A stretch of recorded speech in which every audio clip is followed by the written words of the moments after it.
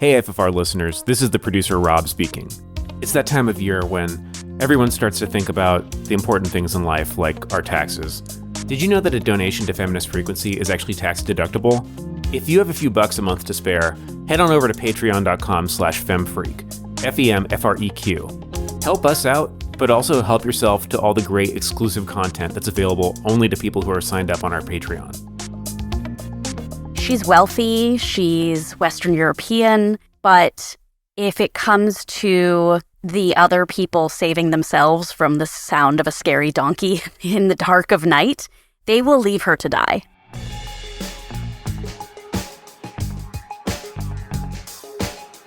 Welcome to Feminist Frequency Radio. This is the show that asks you to be critical of the media you love. I'm Anita Sarkeesian. And I'm Kat Spada, and this is the first course of our 3-episode series, Eat the Rich. And we're starving. We took an all-expense-paid luxury cruise to the Bermuda Triangle of Sadness. I can't believe you made me read a pun. I hate you so much. Yes, you do. The latest film from Swedish satirical filmmaker Ruben Östlund, Triangle of Sadness, follows a dysfunctional couple of really, really good-looking people, Carl and Yaya, among the passengers, captain, and crew of a luxury super yacht.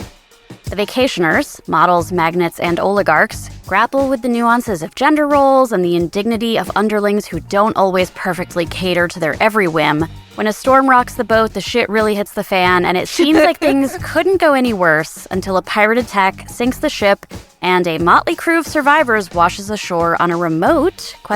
Island. That's when things get really interesting. The cast includes Woody Harrelson, Dolly de Leon, and the late Charles B. Dean, and the film has been nominated for Academy Awards for Best Picture, Best Director, and Best Original Screenplay. Joining us for this episode is a return guest who was with us during Cyberpunk Summer to talk about Total Recall, is professor, podcaster, and author Karen Tongson, chair of the USC Gender and Sexuality Studies Department. Karen's podcasts include the Gen X pop culture show Waiting to Exhale, the Amazing Race Queer Recap Examination, the Gay-mazing Race, and she's the author of Relocations, Queer Suburban Imageries, and Why Karen Carpenter Matters. Welcome to the show, Karen. It's nice to be back, everyone. I know that since the last time we spoke, I've really been devouring the Gay-mazing Race with the latest season, so thank you for doing that show. I'm delighted that you're listening to it. I'm not sure how invested you are in the actual Amazing Race, but for anybody out there who's curious about what it is a recap show of every new season of The Amazing Race, but it becomes increasingly more intensive in its queer overreading of every aspect of the race, especially once the gay contestants end up being eliminated. I'm going to take a total digression before we get back to Triangle of Sadness. I'm a big Amazing Race fan. I've watched it for many years. There's so much wrapped up in it. I used to watch it with my dad. My dad was named Phil. Phil's the host of the show. We used to travel. There's all this like emotional stuff. But at the same time, listening to the podcast along with it, especially as a bisexual woman in a straight passing relationship, and I was like, oh man, the bi erasure that's happening on this season, people are going to be freaking out. And it's just great because there's women's rugby. There's always some sort of like, burly helper along the side of the road. Exactly. It finds queer pleasure in a text that doesn't often produce it. So that's my whole life. Anyway, here we are. It's wonderful. We had a really interesting experience seeing Triangle of Sadness. Anita and I went and saw it together. And I had seen the trailer and really was like, I couldn't wait to see this movie. And Anita didn't know anything going in. So the like Jackass Forever sequence in the middle of the movie, I know was a total shock to you, Anita, but I was dying. I didn't even know this was about rich people. I think I mentioned the movie in passing to someone and they're like, oh, is that the boat one? I was like, I have no fucking idea. And then when we talked about doing an Eat the Rich series, I was like, oh, I guess it's about rich people. Like, that's all I knew. Karen, what was your like initial response to this movie? Well, there are multiple boat ones, I suppose, especially as you're doing this trio of episodes for the pod. But we rented Triangle of Sadness. I'd been really excited about it. Actually, the only reason I think that I was first super stoked about it was because of all the buzz around Dolly de Leon, who plays I guess, a domestic worker on the cruise ship in this film. And there was a lot of pre-Oscar buzz around her performance. Unfortunately, she wasn't nominated in the supporting actress category. And, every time that kind of Filipino personality or actor or actress receives any international notoriety, we all take notice and we're like, okay, it must be good. We have to see it.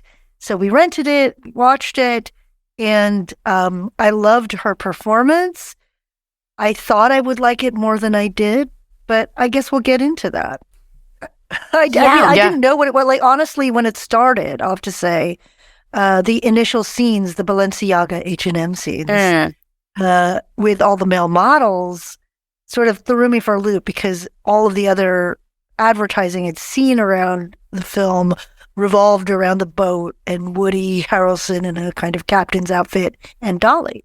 Yeah, it's a movie that has chapters, and there are title cards up there telling you it's time to go to the next, set of circumstances. But I think for me, like right off the bat, it was funnier than I expected it to be. Like it was more overtly like these are lines for you to laugh at. I was going to say laugh lines, but I didn't want us to get confused with actual facial wrinkles. You don't want to be confused about the actual triangle of sadness.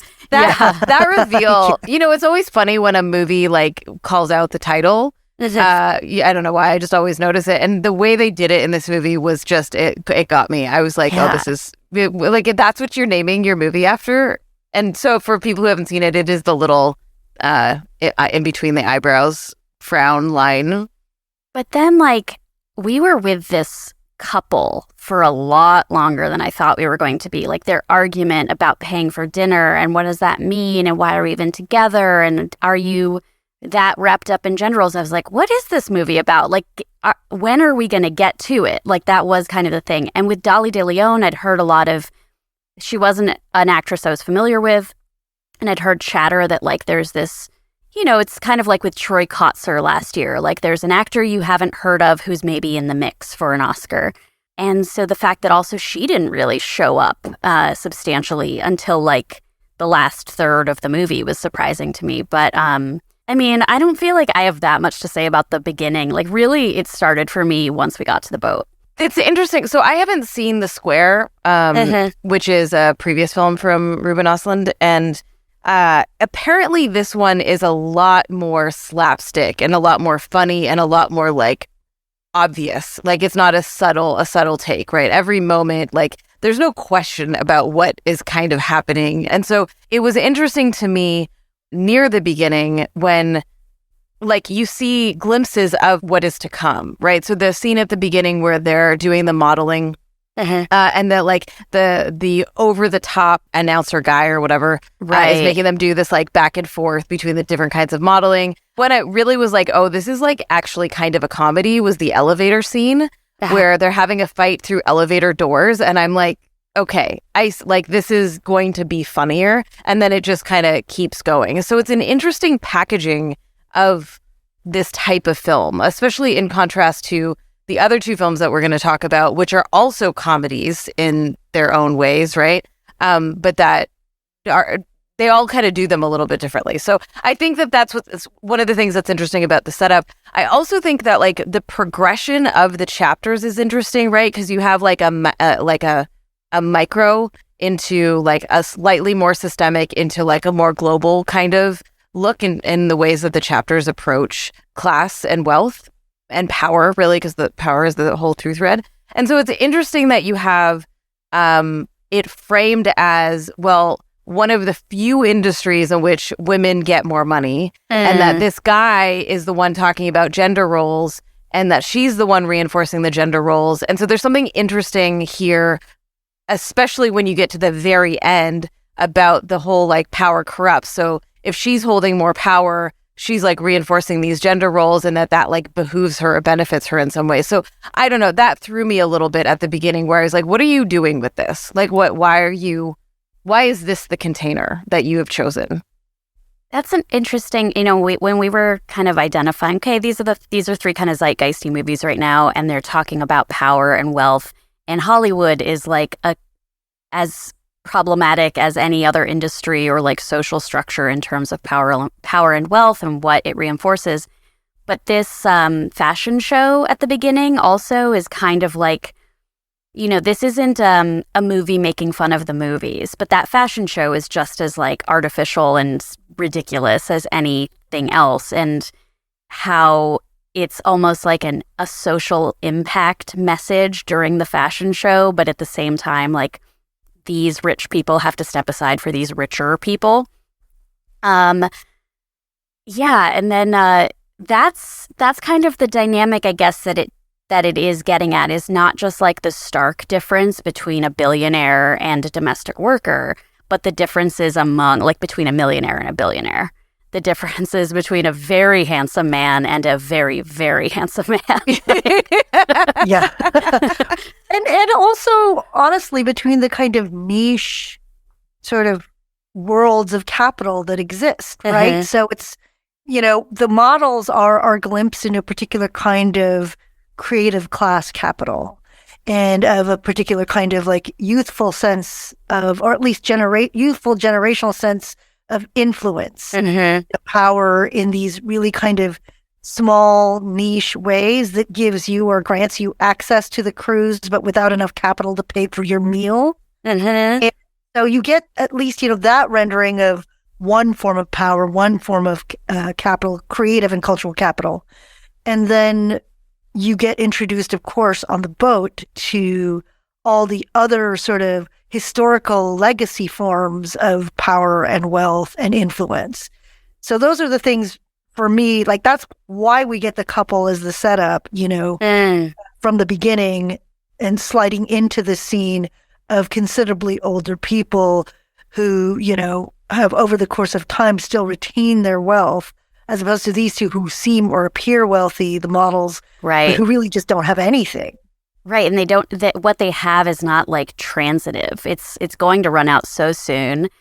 Yeah, so when we're on the ship, we encounter these, in particular, these three very wealthy characters. So there's like just kind of bland, fill in the blanks tech rich guy. He's like a lonely guy at the bar, who has a fancy watch, whatever. We have this Russian oligarch who's played by Zlatko Buric, who was in the movie 2012, the Roland Emmerich disaster movie. And if I recall correctly, because don't worry, I've seen that movie multiple times, it's one of those like, but I have money, I should get on the like apocalypse, you know, save humanity ship. So there's just a nice little parallel there. And my favorites, who I almost wish we had seen more of, the British couple, whose industry has been involved in preserving democracy around the world. I felt like we saw this in the theater. I mean, Anita and I were like vibrating in our seats when that happened. Can we just spend a moment on that? Because it is really, it's given to us. It's like a little gift, and the movie doesn't do too much with it. They do have a very funny, you know, return to that later, but it was one of my favorite moments where they're like, where you just like almost immediately know what's happening. So you're kind of like observing you're holding all of the knowledge of the space, and you're just watching the couple or the models come to understand what they're talking about. And it's dialogued so well. So they, you know, basically they're like, we're preserving democracy. And they're like, what does that mean? And they're like, they're fucking weapons manufacturers, right? And they're just this like sweet old British couple that would like appear unassuming or whatever. And we do return to that when the pirates attack. And this is so slapsticky. Like, this is just the most, like, I think this is like the height of the slapstick of this movie. But like, the pirates throw a grenade on the ship, and like the older woman leans down and is like, oh, this is one of ours. And then like the whole ship explodes, right? And you're like, oh my God, what is this movie? And I was like, oh, this is the end. Right. And it wasn't, right? It was like, okay, now there's a whole nother phase of the movie. And the thing that I really loved about that is they even complain for a moment that they used to have a much more lucrative product, and they had some other name for it, but it was landmines. But they made it through their hard times, you know? Yeah. Yeah. And it's like, Not that I know a lot about piracy, but I'm thinking, okay, I know there's a community of people who've been impacted by landmines and who maybe have had to seek out illegal ways to get by and survive, like not to excuse the kind, violent behavior that maybe we see in this movie. But it was just like, there were a lot of great little knots tied, I thought, in that kind of just somebody coming in and out of the story in little ways. I'm thinking also about the scene with, I think it was Dimitri's wife who, so there's a scene at the beginning of the ship section where the woman, Paula, who runs the servers, she does this like rile them up kind of like prep meeting before but like, okay, felt very like sports energy, right? And telling everyone that like, you never say no, you solve all their problems, these are rich fucking people, and maybe they'll tip you at the end, right? But really like just the most on the nose around like how service workers like get treated like shit, and maybe we'll get some pennies thrown at them for it. So there's this whole scene where Dimitri's wife like tries to get one of the servers to get in the pool and then ends up getting everyone on the ship in the pool, which delays dinner, and like it's just the most unreasonable request, right? And you're just like watching this unfold over many scenes.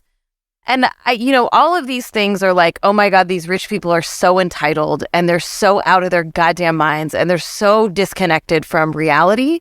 And I think that that's a big piece of like, what does it mean to make a movie about this and to watch a movie about this? And what is our relationship as different audiences of different class backgrounds connecting with this, right? Like, is there some kind of cathartic release in being able to laugh at the rich people who are making the world actively worse, right?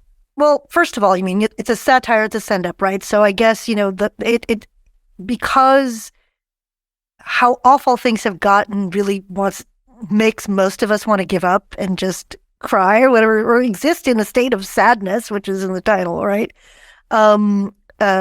It's important to kind of use humor as our perspective on this, because it allows us at least the opportunity to break it down in our heads a little bit and to see the kind of, like all of these inflated, kind of depictions of how disconnected people are from just, even as you say, the kind of maybe not 1%, but exemplified by the models, those in that kind of second tier of wealth or influence or what have you.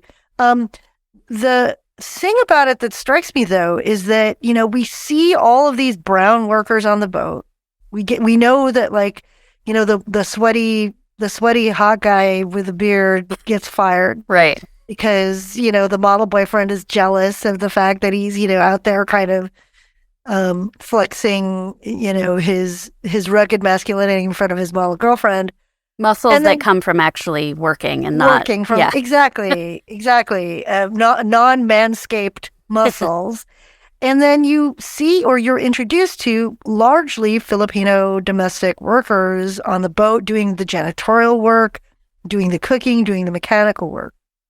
And, one of the things that's striking about the film, of course, is that we spend all of our attention for most of the film on all of the heinous and horrific rich folks. Mm-hmm. And we still like kind of continue to silence and sort of like parody the true underclass of the boat, which is all of those brown people. Well, the kind of middle, like sort of service workers who are there who could be accepted and tipped and given, large cash tips by the consumers on the boat, get a slightly bigger role. I don't know. I mean, this has kind of been my issue with all of these movies is spoilers, I hate Glass Onion with a raging, fiery passion, but like there is usually like one character that is supposed to be the stand-in for the not rich.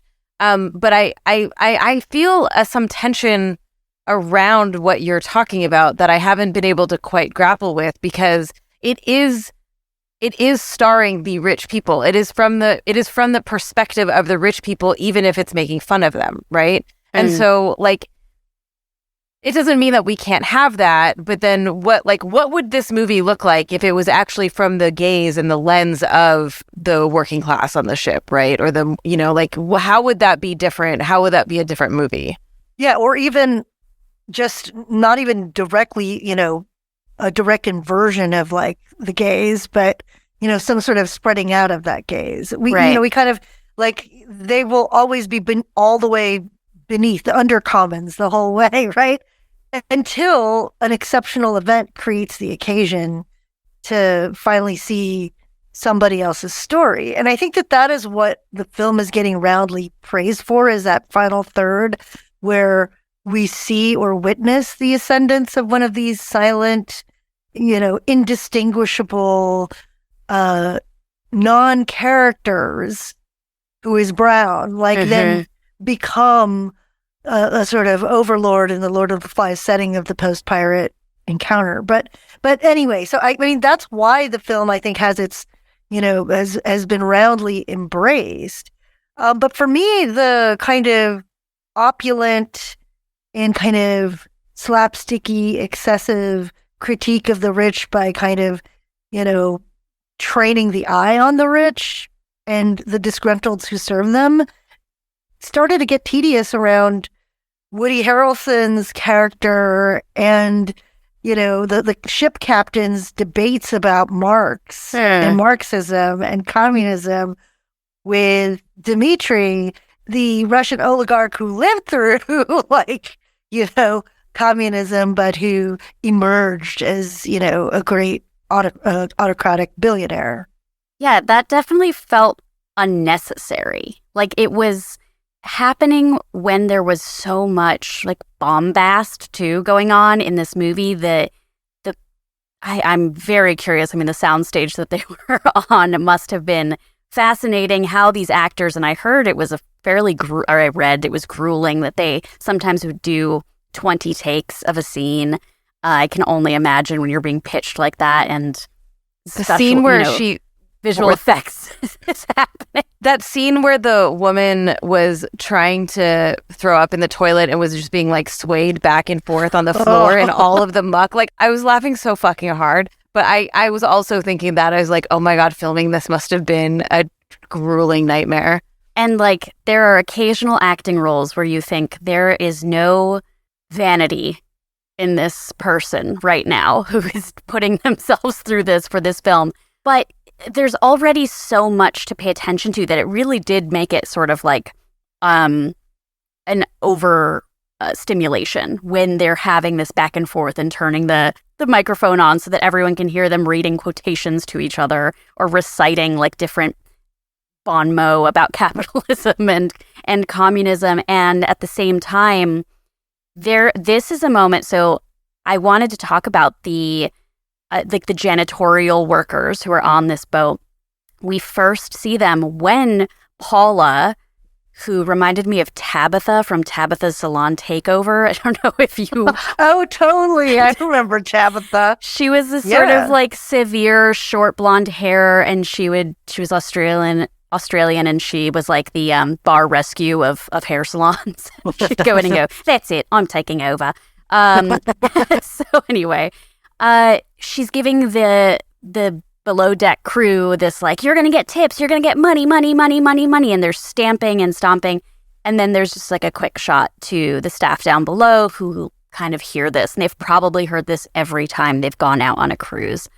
We don't really see much of them again until this seasickness explosion has happened.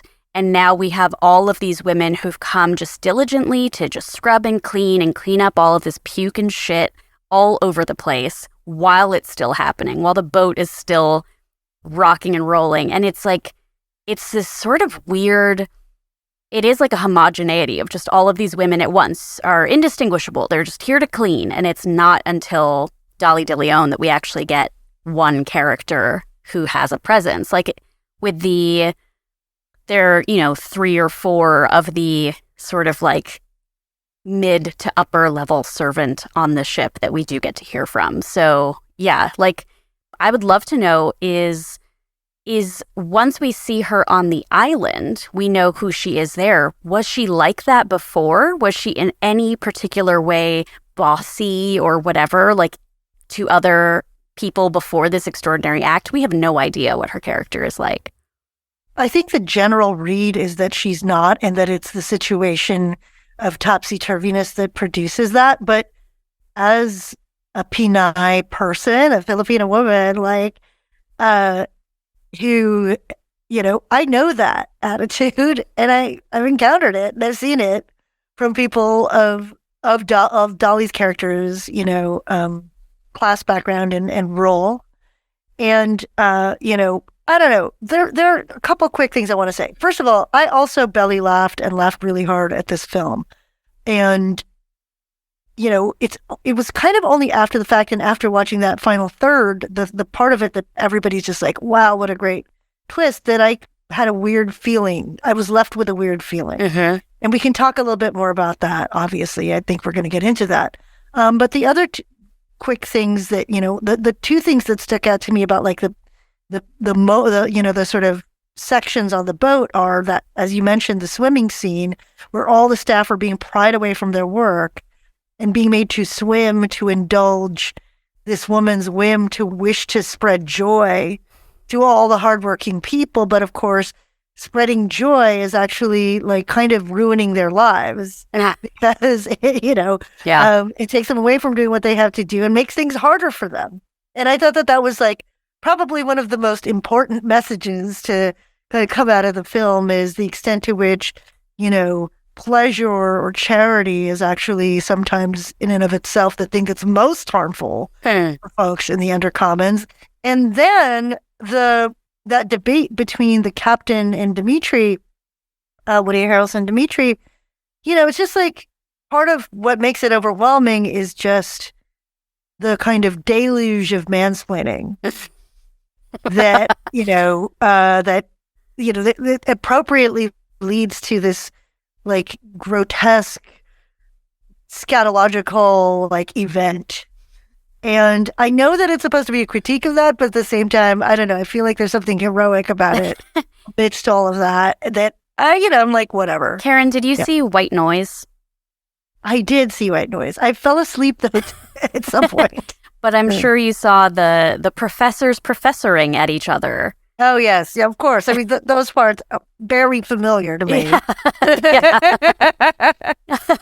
Yeah. So let's go to the island. Yeah. Karen, you sort of prompted this. I'm curious to have you kick off how you felt about it. Well, at first I was like super into it. I was like, oh shit, okay, here's what everybody's talking about. Right. Here's where we're going to get Dolly chewing up the scenery, and here's where we're going to get some sort of other, like a glimpse at what other world is reconstituted from really the shit that's wrought by these excesses, right? And I loved, obviously, those moments where she gets to brandish her power. I think we're supposed to relish in those scenes where the domestic, now the person who is an islander, who is capable of surviving, on an island, and, who could go fishing, someone who, sort of found herself at the apex of, what few commodities have been left, like, that are in her charge. That tantalizes with a lot of exciting possibilities. But then it's sort of like, okay, if we're going to talk about how power corrupts everyone, if that's where we're going to kind of end up, like, there's no point in handing the reins over to this woman, right? Because all it does is, I think it just sort of underscores how weird power looks and what a kind of spectacle power is, and how ultimately, power will fail if it's handed over to somebody who is from the underclass or from the undercommons, that it flattens everybody out. They too are no different than the very worst of those folks on the boat, because in the end, it's a pretty sad, cynical take. Not that I wanted her to be, sanctified in any way, but I think that there were like more interesting places one could have gone with the dynamics that ensued once she had control over all the commodities. I think I'm interested when you just said, we're supposed to relish these moments of her power. And I felt like, maybe this is too simplistic or like moralistic of a read, but it was very easy to relish the power she took when that she was powerful, that she could fish, that she could be strong, that she is this woman that many of these people would never have looked at twice, but she is this physical embodiment. Like, she's just physically powerful, and that's exciting. But then again, it's like that's completely muted. That takes her voice out of it entirely. If it's just about her physical power, that's also kind of dehumanizing. The fact that once she starts really engaging with them, talking to these other people and saying, this is how it's going to be, that's when it gets ugly, is weird. And again, like, we never learn anything else about her. This is completely in the vacuum. I think there were a lot of unsettling things happening at the same time. We have the character who may be one of the pirates or maybe someone who worked on the ship, and he's there, and they don't really go too far with that, but it's just supposed to be, I don't know what it's supposed to be. But I think the thing that for me was really struck me about that island sequence was the woman who had experienced a stroke and who is disabled. And we've seen her a few times on the ship, but there was such a distinction between, she's wealthy, she's Western European, but if it comes to the other people saving themselves from the sound of a scary donkey in the dark of night, they will leave her to die. Uh-huh. And they will sort of begrudgingly maybe help her if it's convenient. That was another distinction that I think this movie was showing between even here's a wealthy white woman, but she's disabled. So here's this other way in which she's subjugated within a subclass. But those are my island thoughts. Island thoughts. That's weird. I don't know why I said that. It works.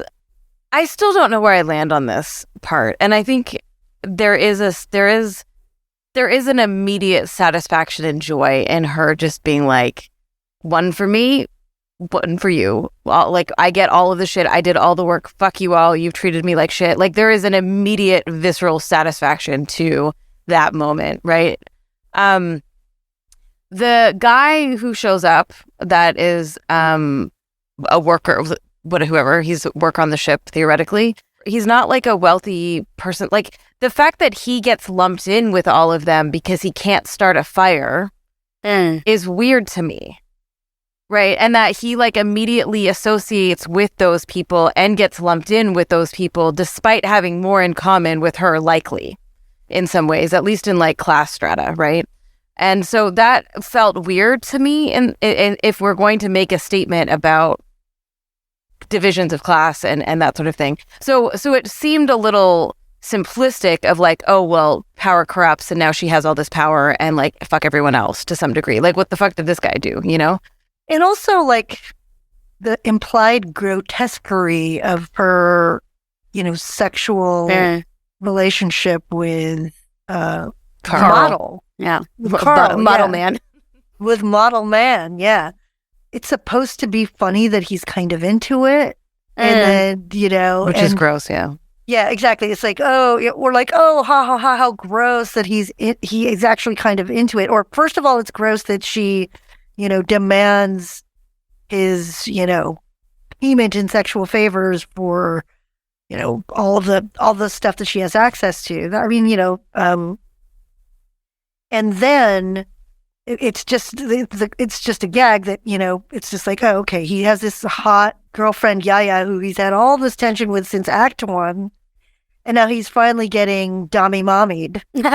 And he's super into it, which I guess, that's sort of that can be kind of fun. But I think that the way it was depicted was not one that allowed for Dolly's character to have actual eros or to be actually seductive or to be, I don't know. Yeah, I don't know about you all, but it felt like it was not a flattering depiction of her sexuality. No, I agree. And I think this goes back to what, Kat, you're talking about, is like, we don't really know anything about her. And like she doesn't become fleshed out in any way. Like it's disappointing because I think that she exists to be an icon of power, of corruption of power. I don't think she's any more than that, because like her being like, you're now my sex toy is like, to me, it's just a very cynical, like, here's just another way that she gets to have all of these things and she gets to have whatever she wants. So now she wants to have hot sex with the hot guy, right? As opposed to like what you're talking about, where there's just like a little bit more to her and a little bit more depth and like, or any kind of like emotional complication around the suffering of others in some way, and like, is it, does she have to? Do we need her to be this sort of like? I don't need her to be a like you were saying earlier, like, a sort of mother, take care of everyone kind of like martyr character. But I also wanted a little bit more nuance here. But also, this movie is not a nuanced movie, so Yeah. I think it becomes complicated when we bring in the class and race aspect of it in this regard, as opposed to like, because it's closer to punching down than it is to punching up, right? Yeah, and there is a nice moment when Yaya says something like, "Aren't you excited to get back to see your kids?" And it's just a complete assumption that this woman has children. She doesn't. She says she doesn't. And she's never talked about that. Like, did Yaya accidentally ask someone on the ship a question and hear that somebody else had kids, or did she just assume? And like, I was like, we do get to see, it's left a little bit up to your interpretation, like how far the sexual relationship goes between her and Carl, but then you do get to see them having an intimate act, and it's like, I was worried that we wouldn't. Like, I was worried that it would just be like, well, we wouldn't show this woman sexually. You know what I mean? Like, that it would just be sort of implied that he was rubbing her shoulders and, maybe giving her a kiss on the cheek. And it was like, what is this? The other thing is that for a movie that is trying to touch on so many different elements of how we engage transactionally with each other, it doesn't really like say anything about sex work. Like, there's we know that like there is an existence of people who are paid to go on yachts with wealthy clients to be their partner for that period of time. Yaya has some advice for Carl about how to flatter a person who is demanding your affection. So it's clear that like this is a world that they have engaged with in some way, but it's like it doesn't seem to have like a particularly progressive stance on this. It's just saying like, yeah, isn't it creepy that like somebody who no one would ever want to fuck would want to take advantage of you in that way? And it's like perfectly, it was absolutely trying to make that a punchline, and there wasn't anything humorous about it in the moment. Like, I thought both of the actors did a great job. Dolly and the actor who played Carl were really convincing in like, yeah, I can see how in this like weird environment and situation they would have formed this dynamic. But then it just also exists in this weird like vacuum. Like what happens once they get on that lifeboat seems like it doesn't even necessarily take place in this movie or on this island. It's just this other little interlude. Yeah. But then, I just kind of leading us towards the outcome is then her she dives even deeper into darkness later. Are you going to withhold that from your listeners? No, I didn't know. I just did. I wanted to be vague in case, Anita, you were like, actually, let's take us back a scene. Yeah, well, so I do. Yeah, well, I just wanted to. You were talking about the woman with a disability, or that. I don't know why I stalled there. And I just wanted to acknowledge that, like, it felt gross that she became a punchline. Like, it felt gross that she became because she does symbolize the, like what you were saying around even this wealthy woman who has a disability, like, everyone's just going to abandon her. Like, everyone's on their own with what they have. But, like, her only being able to say "in the clouds" over and over and over again becomes a joke. Right. Right. And it becomes this punchline that I feel like I just feel a little gross about, you know, given the lack of representation of disabled people in the media in general. Like, it felt kind of gross that she was a joke in all of this. Anyways, we can now get back to that. But and also like the fact that when I guess it's Carl and our crew member / potential pirate and our German lady are all the pretzel thieves. Yeah. I like that she was included in that, at least. That was nice. Yeah, she's one of the pretzel thieves, and she's like, absolutely, like, yeah, give me more pretzels. But there's no, it's just like, she's completely invisible, really, to any of them there. Those poor actors had to eat so many goddamn pretzels. The scene where Yaya is, like, hoarding the pretzels, too. And anytime I see a lot of eating in movies, I'm like, those poor actors are just, like, eating.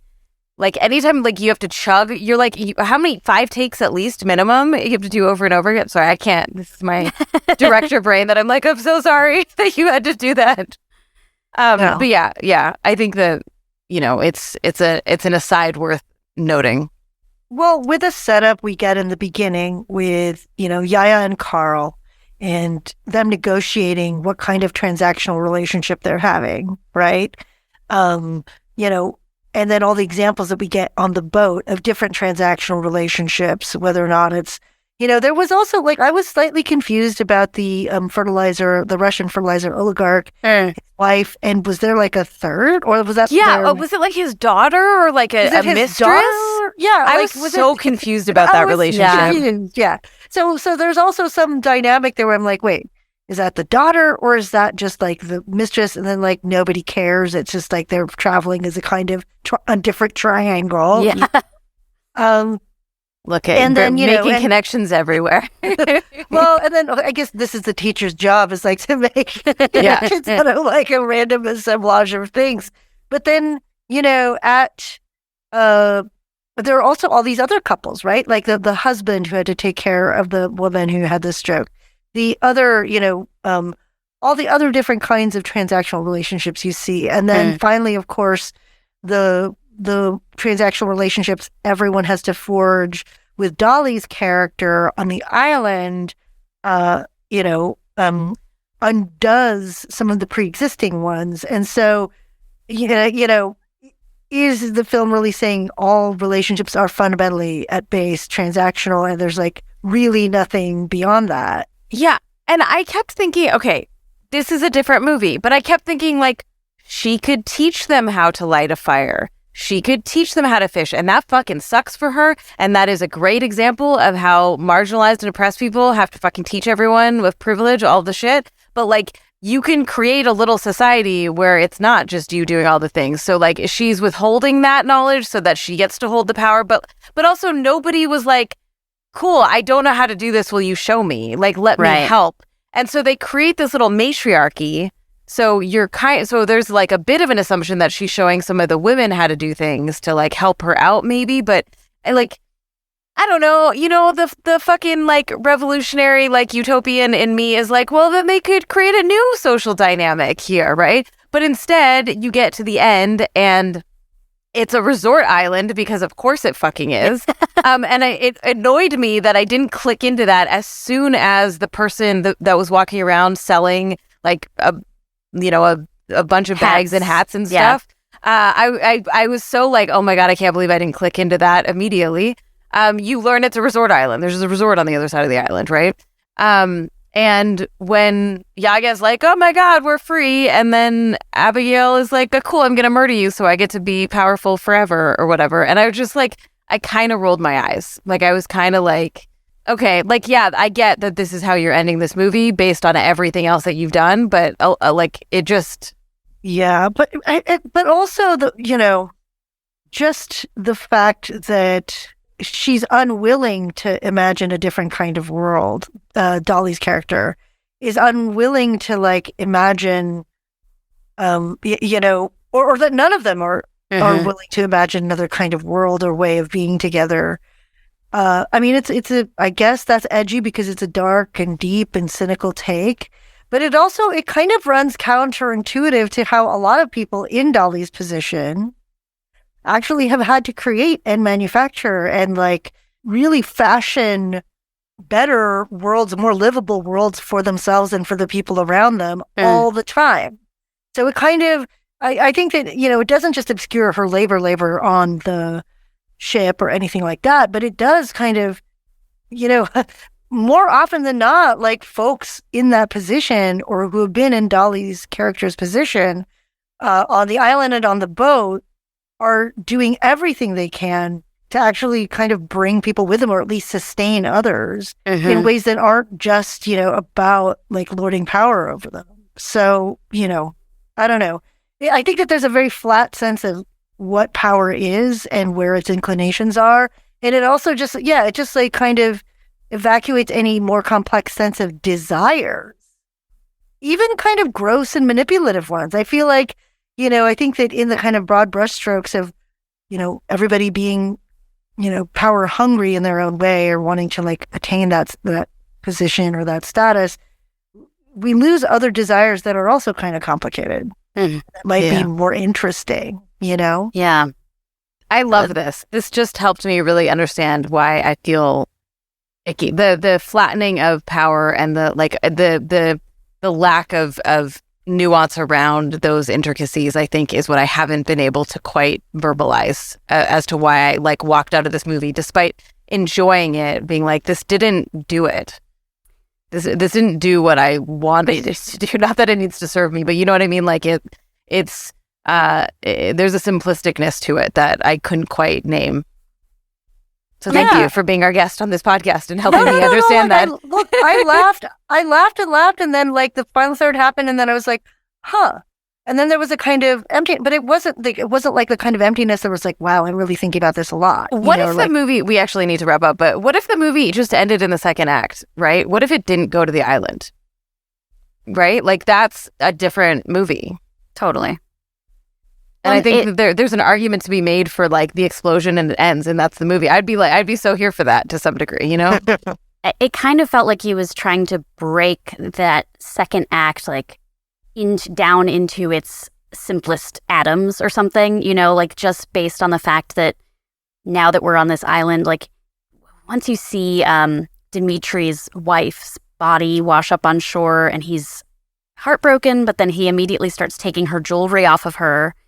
Or that he and the tech guy offer Abigail their watches as in exchange for, some of her protection, basically.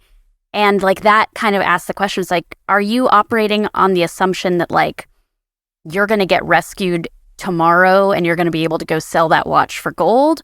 Or are you operating on the assumption that like you live here forever now? Like what, and I guess every kind of like Lord of the Flies scenario has to ask that question. But I mean, I suppose then, we get the reveal. We're on a resort island. And this is just the last thing, if we can spend a moment on, which is Yaya and Abigail alone. You think this whole setup has been that they're going to come to conflict or understanding about the fact that Yaya's partner has become involved with Abigail. And instead, you have Abigail like offering this like thinnest olive branch of like, wow, we're safe and I want to save you from your previous life by making you my assistant. And Abigail's like, I'm going to fucking kill you. That's right. I forgot about that line. That was very... That was very on the nose and great. That was a perfectly written, like, what could she conceive of as a way that she could be helpful when she doesn't have capital? She doesn't have a gold watch to give. But why don't you come, like, book my colonics for me and, call the Uber so I can get to the fashion show. Like, it was so mind-blowing of, like, you have no concept of the world after all of this. And also Abigail, potentially also like being completely unreasonable. Like, that's a ridiculous thing to do. Like, you're going to kill this girl and then you're somehow no one else is ever going to find the resort and you're going to be in power for the rest of your life. Like, what neither of you is thinking. Yeah. It was great. Also, I didn't understand why Carl was running at the end. I was so annoyed at that whole scene that was the end and whatever. Fucking. Anyways, all right, y'all. We need to take a break. We'll be right back with some freakouts. Hey, FFR listeners. Are you signed up to our Patreon yet? If you're not, you're missing out on special content made exclusively for our patrons. And if you're not a patron, that means that you're not helping me get paid. And if you're not helping me get paid, that means my good little dog Griffin isn't getting the good treats. Head on over to patreon.com/femfreak. That's FEMFREQ. Become a patron to get great content and also to make sure my dog Griffin gets the good treats. Oh, and you get the good treats as well, which in your case would be quality discussions about media. What's your freakout? Now it's time to talk about what's been thrilling us, moving us, upsetting us, or infuriating us this past week. Anita, what's your freakout? Yo, Megan is my freakout. This fucking doll.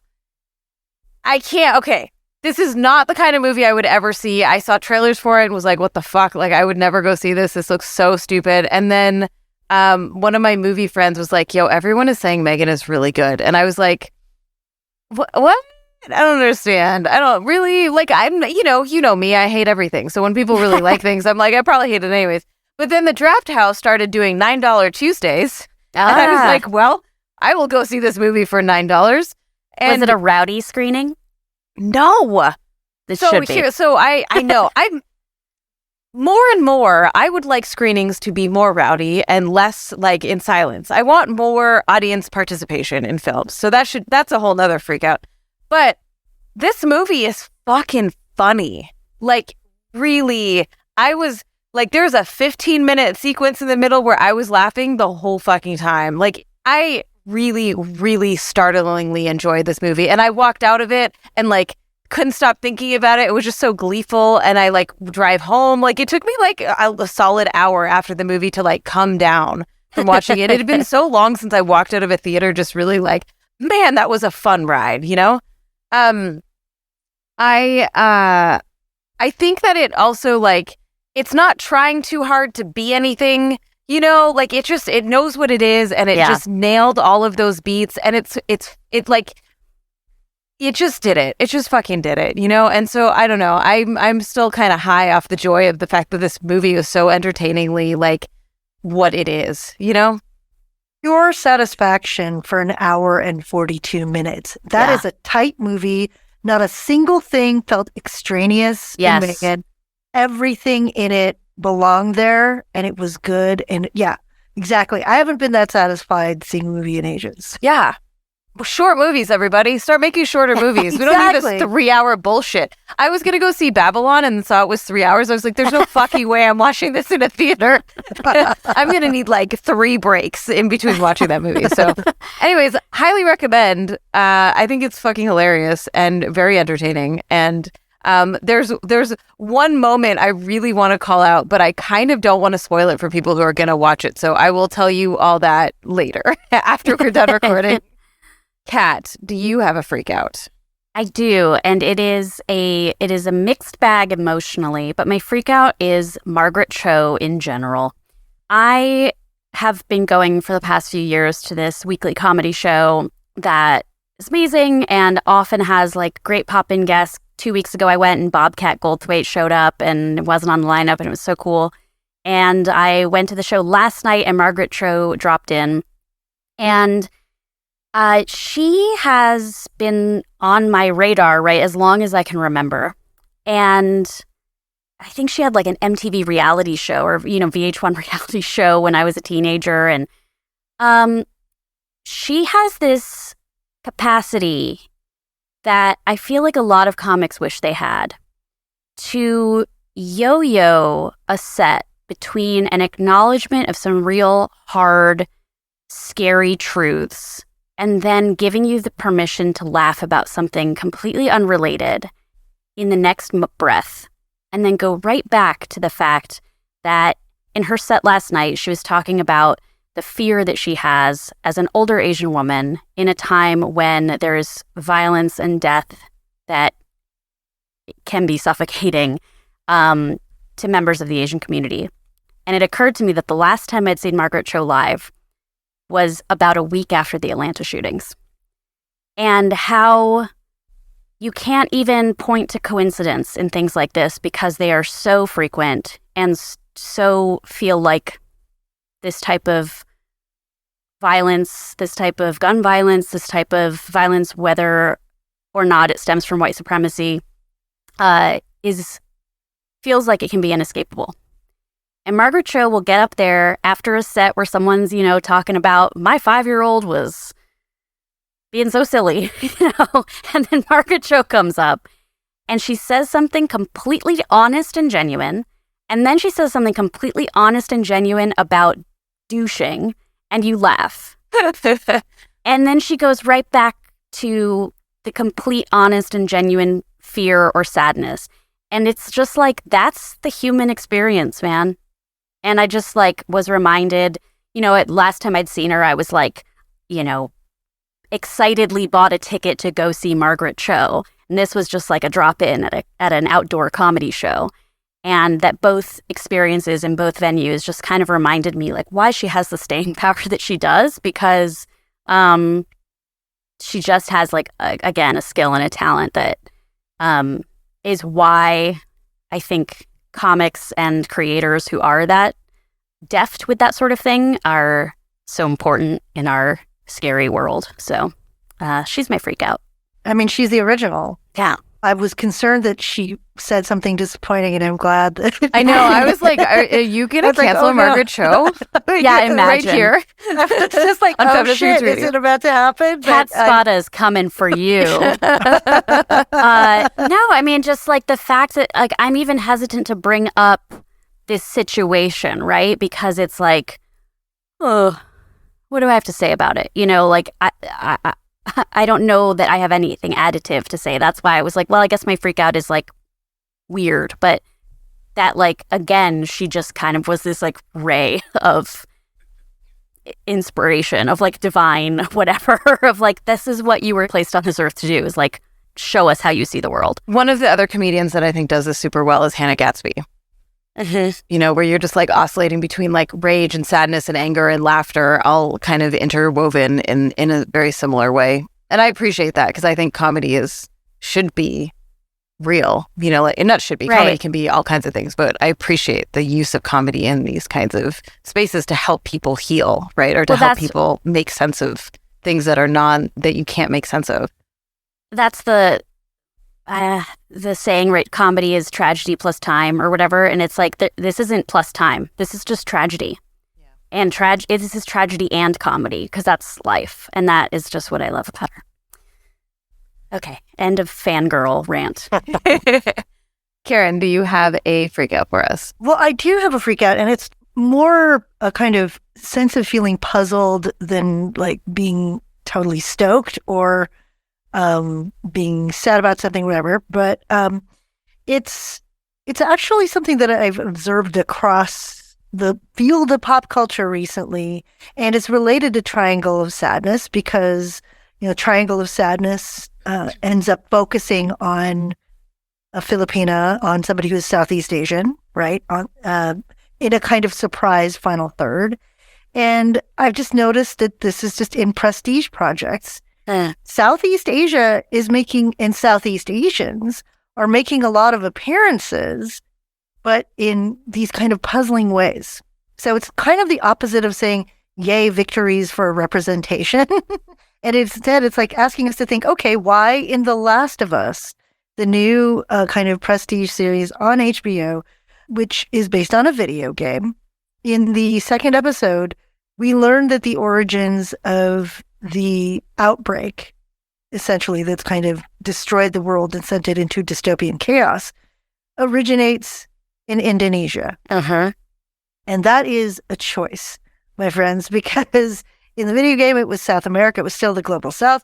But, why move it to Indonesia? And people gave me various scientific answers for why this particular kind of infection or cordyceps happens there, or et cetera. But I was like, that's still a choice. You could have chosen something from another space.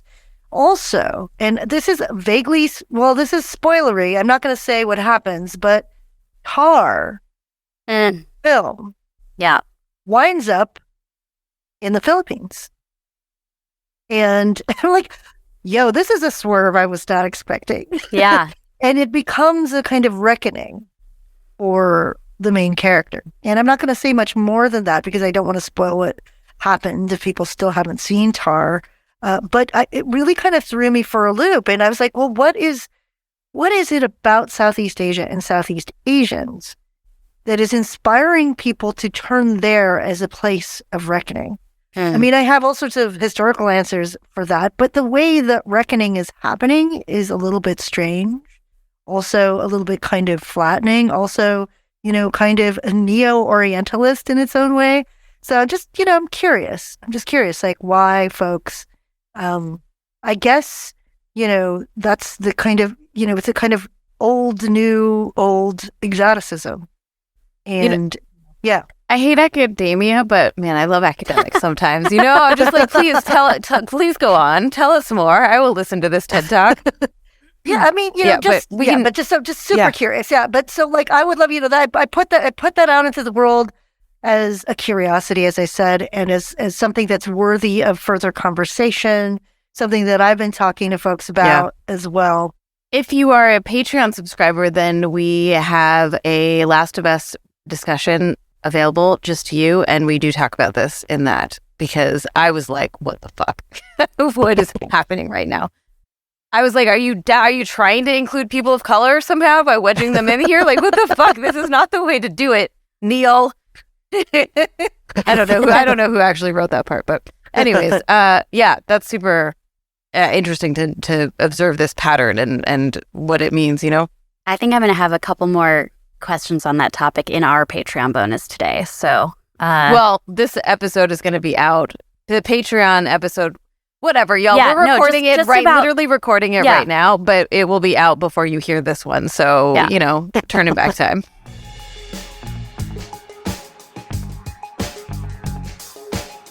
Well, this was great. As I think we all agreed, this movie maybe didn't ultimately satisfy, but it is enjoyable in several respects, and talking about it was a lot of fun. So thank you, Karen, for joining us. Where can people find you on the internet?